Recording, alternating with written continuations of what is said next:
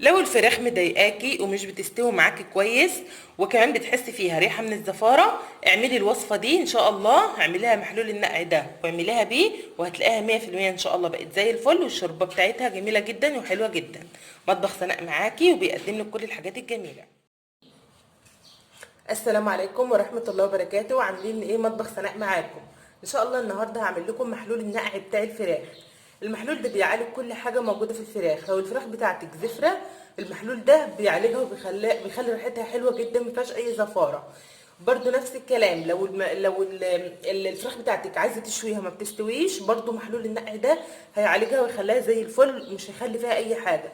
لو الفراخ بتاعتك الدم بتاعها بيبقى على بعضه لما تشويها، او يبقى موجود لسه في الانسجه او لسه حوالين العظم، برضو محلول النقع ده بيعالج كل الحاجات الموجوده في الفراخ، بيخلي ريحتها حلوه وبتستوي بسرعه وتبقى نضيفه جدا وريحتها حلوه جدا. كمان لو انت هتعملي منها شوربه، برضو الشوربه بتاعتها بتبقى خرافيه. يعني المحلول ده بيعالج كل حاجه، تبقى ضامنه 100% ان الفراخ بتاعتك نضيفه جدا. وان شاء الله انك انت لو شويتيها او عملتيها كنتاكي او حاجه من الحاجات دي هتلاقيها مستويه جدا. لو عجبك الفيديو اعملي لايك وشير واشتركي في القناه. ان شاء الله النهارده هوريكم ازاي نعمل محلول النقع بكل بساطه وبكل سهوله مع بعض باذن الله، ونستفيد كلنا من بعض ان شاء الله. اول حاجه هنعملها يا جماعه، انا عندي ملح خشن. انا عندي اول حاجه الميه ديت حوالي لتر، يعني اللتر بياخد 4 كوبايات. تمام كده. طيب هعمل ايه؟ اجيب معلقه الاكل وهحط عليهم معلقتين كبار من الملح. ده ملح سايب، انا مش جايباه في اكياس. الملح السايب ده خشن شويه، فعشان كده بحب استخدمه في اغراض اللي هي مثلا ايه، انضف بيه، اعمله مع الخلطه بتاعه التنظيف، او مثلا اعمل بيه تنظيف، او المحلول الملح، او المحلول اللي بنقع فيه الفراخ. اول حاجه احط معلقتين كبار من الملح، برضو زيه احط معلقتين كبار من السكر،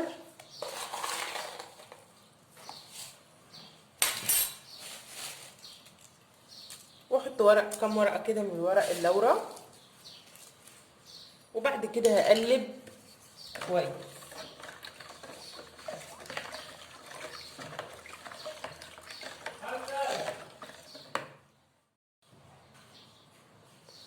بصوا يا جماعه، واقلب كويس لحد ما ادوب الملح وادوب السكر، لحد لما الاتنين يدوبوا كويس. بفضل اقلب كده في المحلول بتاعي كده لما كله يدوب. خدوا بالكم يا جماعه، المحلول ده ممتاز جدا ونتيجته ان شاء الله زي الفل.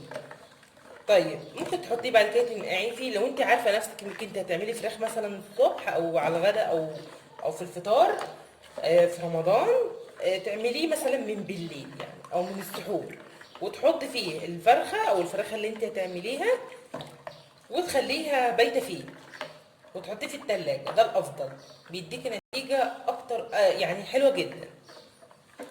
تمام كده، احنا دوبنا الملح كويس مع ورق اللورا ومع السكر.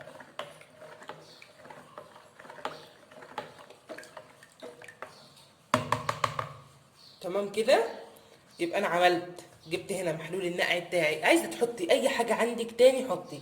لو عايزه تحطي حبهان، فصوص حبهان مش هيضر. عايزه تحطي عود قرفه خشب برضو مش هيضر.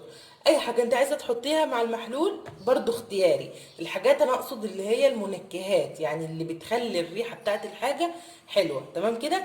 بعد كده هجيب الفراخ بتاعتي زي ما انتم شايفين، انا كنت غسلاها، وهجيبها احطها في المحلول ده وانقعها فيه.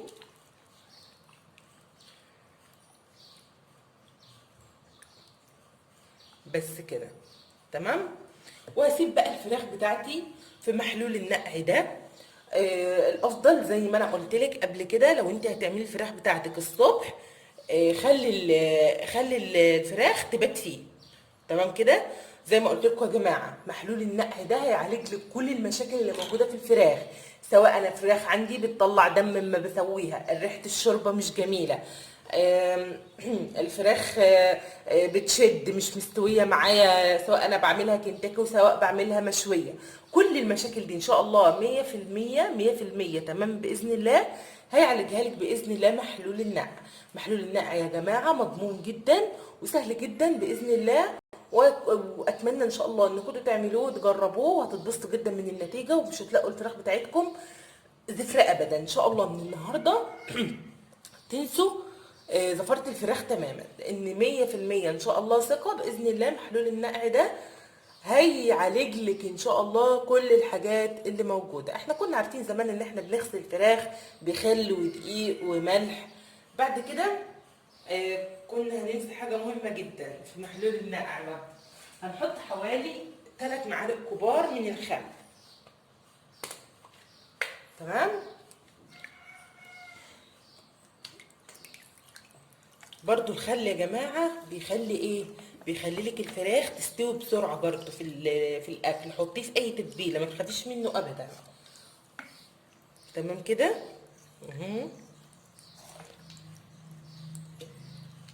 عايزه تحطي خل حطي، مش عايزه تحطي براحتك. السكر والملح هيقوموا بالواجب كله برضو. بص حطينا اهو شويه خل وزي الفل. تمام كده. يبقى المقادير بتاعتنا اللي هنعمل بيها محلول النقع هي عبارة عن 4 أكواب من المية أو لتر مية. عايزة تزودي بقى، لو هتعملي فرخة أو 2 أو 3 بقى تزودي في الكمية. هياخد معانا 4 كوبايات من المية، وهياخد معانا معلقتين كبار سكر، معلقتين كبار ملح، معلقتين أو 3 كبار خل، ورق لورا. عايزه تحطي قرفه حطي، عايزه تحطي حبهان حطي. اتمنى ان شاء الله ان محلول النقع ينور رضاكم ويعجبكم باذن الله، وتنفذوا باذن الله محلول النقع وتقولوا لي رايكم ايه فيه. لو عجبتكم الوصفه اعملوا لايك وشير واشتركوا في القناه. ما تنسونيش من اللايك يا جماعه، لان اللايك بتاعكم ده هو اللي بيشجعني بيخليني ان انا استمر واقدم لكم كل الوصفات. اتمنى ان شاء الله ان الفيديو يعجبكم وينور رضاكم. والسلام عليكم ورحمه الله وبركاته. السلام عليكم ورحمة الله وبركاته. عاملين ايه؟ ان شاء الله النهاردة هنعمل مع بعض محلول النقع بتاع الفراخ، عشان الفراخ بتاعتك ما تبقاش زفرة وتستوي معاكي بسرعة وتبقى نظيفة وما فيهاش اي زفارة. اعملي الشوربة وانت مطمنة، اشوي الفراخ بتاعتك ثقة 100% ان شاء الله ان هي هتستوي وتبقى زي الفل. واعملي برضو فراخ كنتاكي برضو هتبقى مستوية زي الفل، ما تقلقيش خالص. مطبخ سناء معاكي ودايما بيقدم لك كل جديد. مستنية تعليقاتكم واستفساراتكم عن اي حاجة. اتمنى ان شاء الله ان الفيديو يعجبكم. ان شاء الله النهارده يا جماعه هنعمل مع بعض محلول نقع الفراخ، عباره عن 4 اكواب من الميه، معلقتين كبار من الملح، معلقتين كبار من السكر، معلقتين او 3 كبار من الخل ان شاء الله باذن الله. وبعد كده ممكن تنكهيه باي حاجه، تحطي معاه ورق لورا او حبهان او قرفه براحتك اللي انت عايزاه. اتمنى ان شاء الله ان الوصفه تعجبكم. يلا بينا نبدا الفيديو مع بعض ونعمل احلى محلول نقع في الدنيا، عشان خاطر الفراخ بتاعتنا تبقى 100% وكمان ما تبقاش زفره وتستوي وتبقى زي الفل. الفراخ بتاعتك مش بتستوي معاكي، الفراخ مغلباكي وكمان بتحسي ان في ريحه زفره في الشوربه، ان شاء الله اعمليها بمحلول النقع ده في الاول قبل ما تشتغلي بيها، وان شاء الله 100% هتلاقيها زي الفل وما فيهاش اي زفاره ومستويه معاكي زي الفل. لو الفراخ مضايقاكي ومش بتستوي معاكي كويس وكمان بتحسي فيها ريحه من الزفاره، اعملي الوصفه دي ان شاء الله، اعمليها محلول النقع ده واعمليها بيه وهتلاقيها 100% ان شاء الله بقت زي الفل، والشوربه بتاعتها جميله جدا وحلوه جدا. مطبخ سناء معاكي وبيقدم لك كل الحاجات الجميله. شايفين يا جماعه في محلول النقع اهو، تحسوا ان من اول ما بدانا الفيديو الميه بدات تتغير، هي بتشد كل الزفاره وبتشد كل الدم اللي موجود في الفراخ وما بتخليهالكيش ابدا زفره ولا فيها اي دم ولا فيها اي حاجه تقرفي منها او تخلي لك الشوربه بتاعتك مش حلوه. ان شاء الله اعمليها بالطريقه دي وهتلاقي الشوربه بتاعتك جميله جدا ومفيش اي زفاره خالص. لو لاحظتوا هتلاقوا ان الميه بدات تتغير اهي عن اول الفيديو. في الاول الفيديو كانت بيضه تماما ما كانش فيها اي حاجه، لان احنا حطينا لها ملح وسكر بس. بعد كده ان شاء الله باذن الله هتلاقيها سهله جدا وحلوه جدا معاكي. اعمليها واعملي الوصفه دي هتعجبك جدا.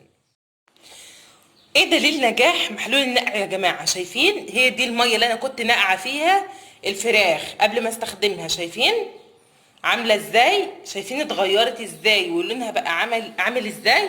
لونها طبعا يا جماعه مش عايزه اقول لكم وحش جدا طبعا. ده الدليل ان هو سحب كل الزفاره والسموم والدم اللي موجود في الفراخ، مخلاهاش فيها اي حاجه وحشه، وهيخليها لك جميله جدا يعني ومش زفره. تمام. ده دليل يا جماعه على نجاح محلول النقع، ممتاز جدا يا جماعه. اللي ما جربوش فاتوا كتير جدا والله، حاولوا تجربوه وتستفيدوا منه ان شاء الله باذن الله. وداعا في الفيديو ده، وداعا لزفاره الفراخ، ووداعا للفراخ اللي ما بتستويش معاكي، الفراخ المشويه، ووداعا ان شاء الله انك انت تشتري اي فراخ كنتاكي من بره، لانك هتعمليها في البيت وهتستوي وهتتقطع ومش هيبقى فيها اي دم ولا اي حاجه وحشه ان شاء الله باذن الله. الثقه في الله يا جماعه 100% ان شاء الله ان محلول النقع ده ممتاز وناجح جدا يا جماعه. لو بصيتوا للميه هتلاقوا فيها اثر احمرار، ده كل الدم وكل الحاجات اللي كانت موجوده في الفراخ. ما تخافوش يا جماعه 100%، ومحلول النقع ده يعالج لك كل حاجه ان شاء الله باذن الله. يلا يا جماعه نعمل مع بعض محلول النقع، اعملوه 100% باذن الله زي الفل.